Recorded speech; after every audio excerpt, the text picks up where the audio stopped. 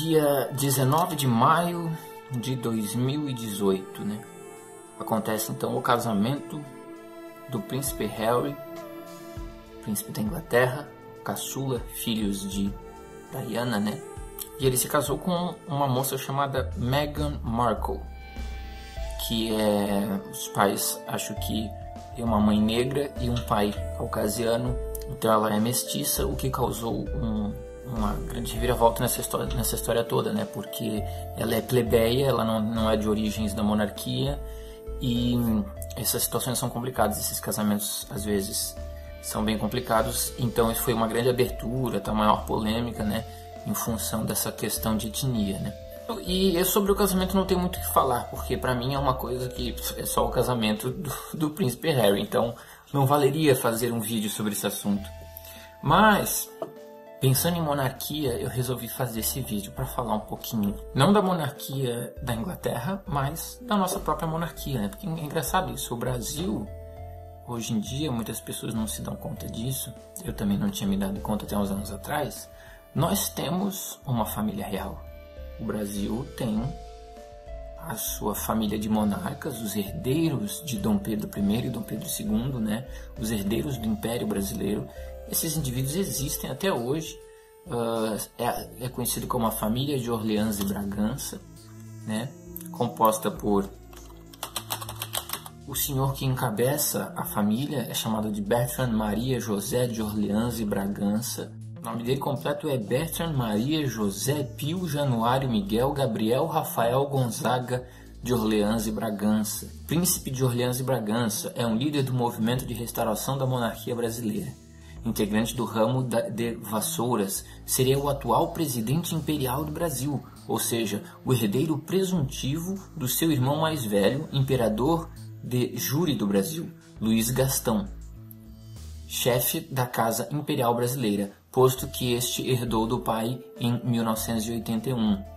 Vocês terem uma noção que são os dois irmãos, o Gastão e o Bertrand Maria. Bertrand nasceu em 1941 no sul da França, onde o exílio da família imperial brasileira e a Segunda Guerra Mundial retiveram seus pais, sendo o terceiro filho do casal e tendo como irmãos mais velhos o atual chefe da Casa Imperial, Luiz Gastão, e Eudes, que renunciou ao trono para realizar um casamento morganático. Veio para o Brasil logo após o término do conflito. Solteiro, ele tem como herdeiro imediato o seu irmão Antônio João de Orleans e Bragança, e grão dignitário mor da Imperial Ordem da Rosa, além de grão-cruz de todas as outras ordens brasileiras e bailho Gran-Cruz da Ordem Constantiniana de São Jorge, Ordem de Cavalaria Católica, e da Gran-Cruz de Honra e Devoção de Ordem Soberana e Militar de Malta. Utiliza o brasão do Príncipe Imperial, com 3 flores de lis em referência à Casa de Orleans, encimado pelo lambel do herdeiro presuntivo. Ou seja, nós possuímos o nosso imperador, nós possuímos o nosso rei. O Império do Brasil, né, durou de 1822, com a proclamação da independência de Portugal, até 1889, quando a monarquia foi derrubada e o país passou a ser uma república. Durante esse período, foi governado por 2 regentes, Dom Pedro de Alcântara de Bragança, 1798 a 1834, e seu filho, Dom Pedro II, de 1825 a 1891, da Casa de Bragança, que deram origem aos Orleans e Bragança. Se o Brasil tivesse continuado como uma monarquia, seria essa família a família real brasileira. E olha que interessante, nós temos aqui a linhagem, vou mostrar rapidamente para vocês a linhagem da família imperial brasileira, que é composta por 19 membros exatos, né? Coisa que poucas pessoas se dão conta disso, né? De que existe uma família real até os dias atuais. Se a monarquia tivesse continuado, Dom Bertrand Maria José de Orleans e Bragança, nascido em 1941, poderia ser o imperador do Brasil. Ele é bisneto da princesa Isabel e trineto de Dom Pedro II. O atual chefe da Casa Imperial do Brasil é Luiz Gastão, de Orleans e Bragança. Nasceu em 1938. Irmão mais velho de Bertrand. Eles pertencem ao chamado ramo de Vassouras da família, formado por descendentes de Luís Felipe, filho de Isabel. O chefe da Casa Imperial, Luiz Gastão, ainda batalha pelo restabelecimento da monarquia no país. E claro, então nós temos a Isabel, né? Princesa Isabel, 1846-1921, filha de Pedro II, nunca foi regente oficial do país, mas substituiu o pai durante suas viagens. Numa dessas ocasiões, assinou a lei que pôs fim à escravidão, em 1888. Nós temos um indivíduo interessante que é Pedro de Alcântara, né? E de 1875 a 1940, príncipe do Grão-Pará, era filho da princesa Isabel e do conde de. Foi obrigado pela mãe a renunciar à linha sucessória quando se casou com a condessa tcheca Elizabeth Dobrzinski, que, apesar de descender de nobres, não pertencia a uma família dinástica. Pedro deu início ao ramo de Petrópolis da família. Você veja que a monarquia só casa com monarquia, senão você perde a linha sucessória, né? Por isso essa polêmica toda que o príncipe Harry está se casando com uma moça que não é da monarquia. Luís Felipe, 1878-1920, filho de Isabel, entrou para a linha sucessória após a renúncia do irmão Pedro de Alcântara, dando origem ao chamado ramo de Vassouras, em referência à cidade fluminense onde sua família residia. Ou seja, pelo que eu estou entendendo aqui, o ramo de Vassouras é quem continua com a linhagem oficial, e o ramo de Petrópolis, com a renúncia do Pedro de Alcântara, ele sai da linha sucessória. Continua sendo uma família monárquica, mas sem direito à sucessão imperial. Em seguida nós temos Pedro Henrique, 1909-1981, filho de Luís Felipe, pai de Bertrand e Luís Gastão. E aí nós chegamos em Bertrand e Luís Gastão, que ainda estão vivos, que são dois senhores vivos, né?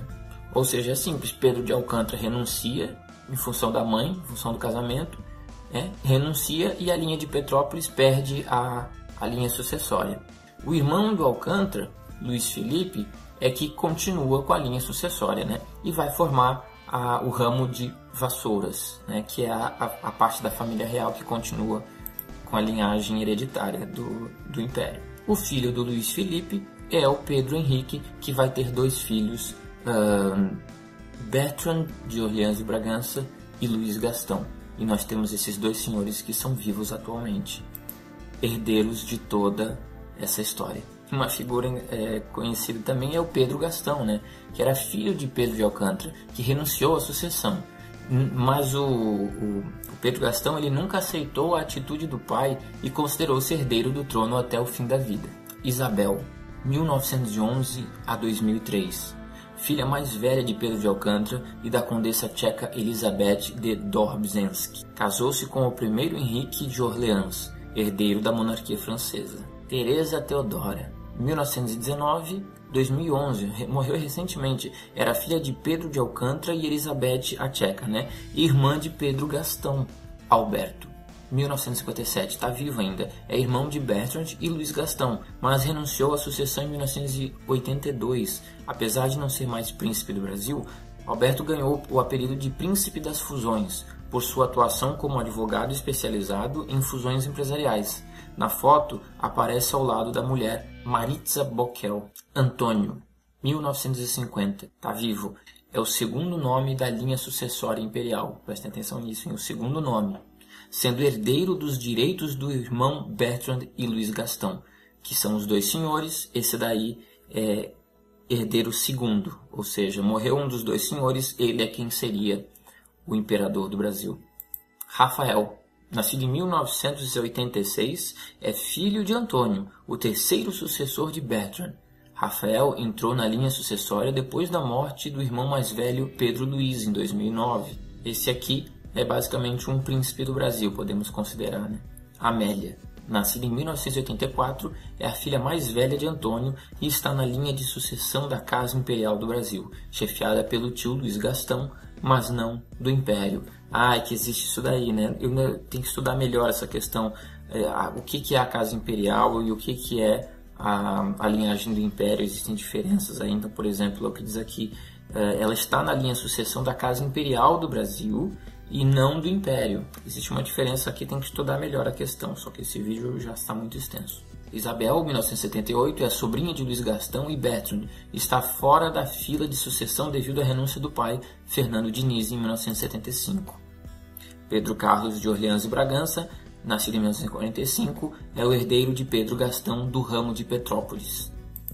João Henrique de Orleans de Bragança, 1954, conhecido como Dom Joãozinho, é neto de Pedro de Alcântara, do ramo de Petrópolis, e por isso não está na linha sucessória do Império. Ou seja, o Pedro de Alcântara, quando fez aquela renúncia em função do casamento com a Tcheca, né, gerando o ramo de Petrópolis, que não faz parte da linhagem imperial. Paola de Orleans e Bragança é neta de Pedro Gastão, do ramo de Petrópolis, filha de Maria Cristina e um príncipe polonês. Paola é designer e modelo, DJ e apresentadora de TV. E por fim, Maria da Glória, 1946, irmã de Pedro Carlos, do ramo de Petrópolis. Já foi também princesa da antiga Iugoslávia durante o casamento com o príncipe Alexandre. Atualmente é casada com o Duque de Segorbe. Então, gente, isso aqui é para vocês terem uma noção de que existe uma família imperial brasileira também até os dias de hoje. Também se casam, também se divorciam, também têm suas vidas, assim como o Império da Inglaterra. E o mais interessante disso tudo é que essa galera toda vem lá daqueles dois, do Dom Pedro I e Dom Pedro II, que é onde surge realmente o Império Brasileiro. Dom Pedro I faz a independência, né? É a primeira parte do reinado, e o Dom Pedro II é quem vai consolidar o Império Brasileiro. E aí é que tá, isso que é o interessante, que é o que eu quero continuar na parte 2 desse vídeo. Eu quero falar sobre Dom Pedro II. Essa figura é necessário que seja falado sobre ele. Se você ainda não conhece de forma mais íntima quem foi Dom Pedro II, se você só conhece Dom Pedro II porque ouviu falar no ensino médio, né? Dom Pedro I, Dom Pedro II, mas não sabe de fato quem ele não perca o próximo vídeo. A gente vai dar um fechamento nessa história de monarquia. Eu quero falar também sobre monarquia parlamentar. Nos dias de hoje, monarquia é uma coisa tão ruim assim, né? Existem alguns países de primeiro mundo que são monarquias e são países dos mais bem desenvolvidos. Fica esse ranço, né? Esse preconceito, monarquia, porque o imperador vai abusar do povo. A gente acaba sendo abusado por outros tipos de poder, muito mais baixo nível do que se fosse por uma monarquia, apesar de que nem todas as monarquias são opressoras. A maioria das monarquias não é opressora. Nós temos grandes estadistas, pessoas que levaram países ao topo e foram imperadores e foram reis, né? Eu quero falar mais sobre isso no próximo vídeo. Aguarde!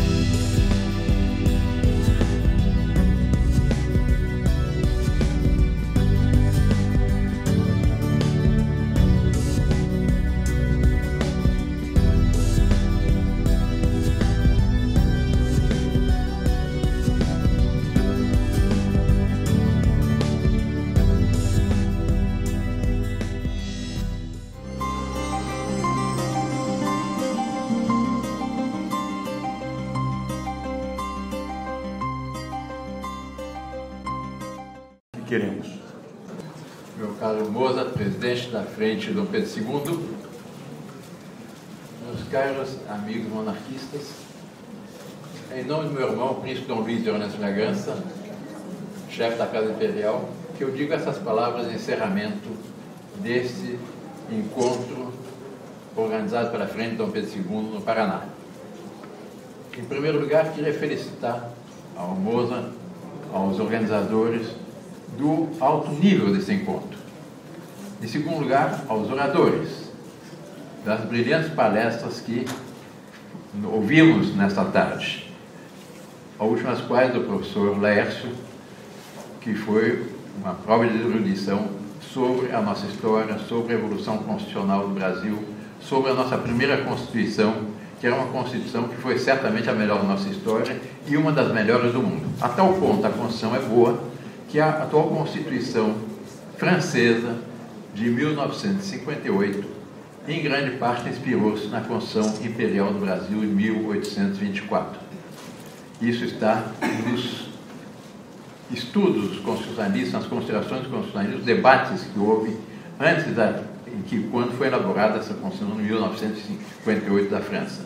Inspirou-se na ideia do poder moderador, nessa ideia que, aliás, o poder moderador, professor Laércio, a expressão moderador é uma expressão antiga, que vem do velho direito romano, que era o moderator, que não era o mais era o mais alto poder, não era o maior poder, mas era o mais alto poder, aquele que tem que dar os grandes rumos, as grandes orientações. Porque, de fato, o papel de um monarca não é de ser o senhor absoluto. Um presidente da República tem muito mais poderes do que qualquer imperador. Eu me recordo, há muitos anos atrás, eu li um artigo escrito por um grande historiador francês, Pierre Gachot, em que ele comparava o absolutismo de Luís XIV com a democracia francesa atual. E ele mostrava como, no chamado, dito, poder absoluto francês de Luís XIV, o povo tinha muito mais direitos, havia muito mais autonomia, havia muito mais seriedade no governo francês. E o povo era muito mais ouvido do que na República Francesa, oriunda da trágica Revolução Francesa. Assim também foi no nosso Brasil.